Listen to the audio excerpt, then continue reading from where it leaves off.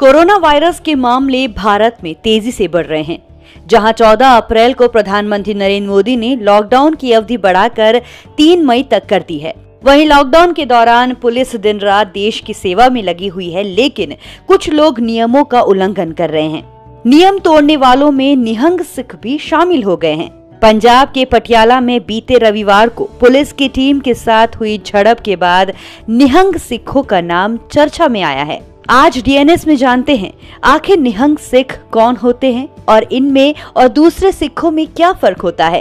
पंजाब के पटियाला में जो हुआ वो निंदनीय है। निहंग सिखों द्वारा न सिर्फ लॉकडाउन तोड़ा गया बल्कि पुलिस कर्मियों पर हमला भी किया गया। इस घटना के बाद पंजाब पुलिस ने अब 9 लोगों को गिरफ्तार कर लिया है। हालांकि निहंग सिख के कुछ बड़े जत्थेदारों ने इस बात का दावा भी किया है कि पंजाब में जिन लोगों ने पुलिस टीम पर हमला किया वो निहंग सिखों की जमात का हिस्सा नहीं थे। अक्सर सिखों के परंपरागत परिधान और हथियारों के साथ रहने वाले निहंग सिखों को उनके युद्ध कौशल के लिए जाना जाता है। निहंग शब्द फारसी भाषा का शब्द है जिसका मूल अर्थ मगरमच्छ है। निहंग शब्द का अर्थ उन योद्धाओं से जुड़ता है जिन्हें कोई भी फर्ज की लड़ाई में ना रोक सके। जानकार बताते हैं कि निहंग सिख आज भी आम जीवन से इतर संन्यास जैसी जीवन शैली का पालन करते हैं और हमेशा परंपरागत हथियारों के साथ खालसा पंथ के परिधानों में ही कहीं पर भी जाते हैं। सिखों के छठे गुरु हरगोबिंद सिंह ने सिख पंथ में सैन्य शिक्षा को बढ़ावा देते हुए अकालियों की फौज तैयार की। खुद गुरु हरगोबिंद सिंह बहुत बड़े योद्धा थे। 52 लड़ाकों की फौज हमेशा उनके साथ रहती थी। ये समय था साल 1600 के आसपास का। आज के समय में जो निहंग देखे जाते हैं उनकी शुरुआत सिखों के 10वें गुरु गोबिंद सिंह के समय में हुई। ऐसा पढ़ने को मिलता है इनके 4 बेटे थे, अजीत सिंह, जुझार सिंह, जोरावर सिंह और फतेह सिंह। इतिहासकारों की माने तो मानवता की रक्षा के लिए सिखों के 6वें गुरु हरगोबिंद सिंह ने सिखों के लिए मार्शल आर्ट्स की ट्रेनिंग को जरूरी माना था और इसी के लिए सिखों की एक विशेष परमात्म फौज भी तैयार की गई। बाद में सभी के लिए मीरी और पीरी 2 विचार जरूरी माने गए।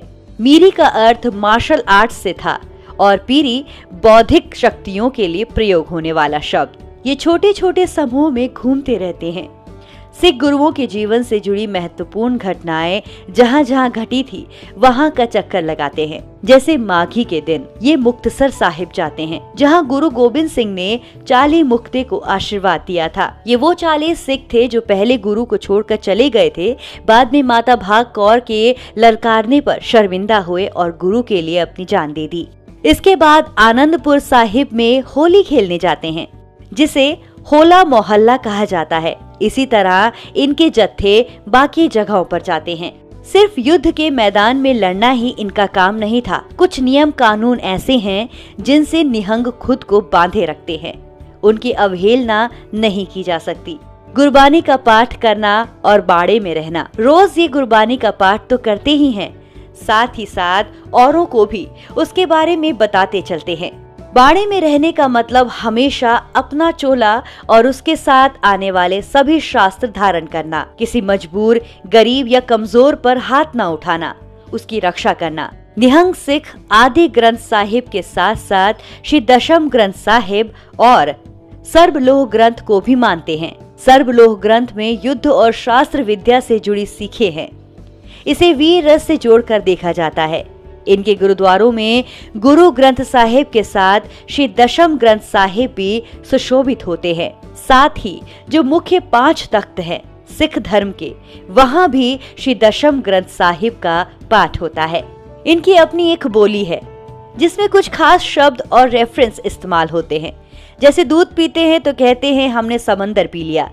कोई सुनने में कमजोर होता है तो उसे कहते हैं ये तो चौमाले पर बैठा है, यानी इतना ऊंचा सुनता है कि जैसे 4थे माले पर बैठा हो। निहंगों में भी 2 समूह होते हैं, एक जो ब्रह्मचर्य का पालन करता है, दूसरा जो गृहस्थ होता है। जो गृहस्थ निहंग होते हैं इनकी पत्नियां भी वही वेश धारण करती हैं और बच्चे भी, और सभी समूह के साथ ही चलते हैं, एक जगह टिक कर नहीं रहते। इनके 3 दल हैं, तरना दल, विधि चंद दल और बुढ़ा दल। इनके सबके अलग अलग मुखिया होते हैं जिन्हें जत्थेदार कहा जाता है। निहंगों के कुछ समूह सुक्खा या शहीदी देग का सेवन करते हैं। भांग को ये नाम दिया गया है। सिख समुदाय के ही कुछ दूसरे धड़े इसके खिलाफ है। अक्सर इस बात को लेकर उनमें मतभेद भी होते हैं। निहंग सिखों के समूह एक समय देश के सबसे खतरनाक सैन्य शक्तियों में से एक माने जाते थे। आज भी इनका बाड़ा इन्हें बाकियों से अलग खड़ा करता है, लेकिन आज अधिकतर ये घूम घूम कर गुरबानी का पाठ करते हुए ही मिलते हैं। ऐसा कहा जाता है कि सच्चा निहंग वो होता है जो कि मानवता के हित में बुरी शक्तियों से अंतिम सांस तक लड़े।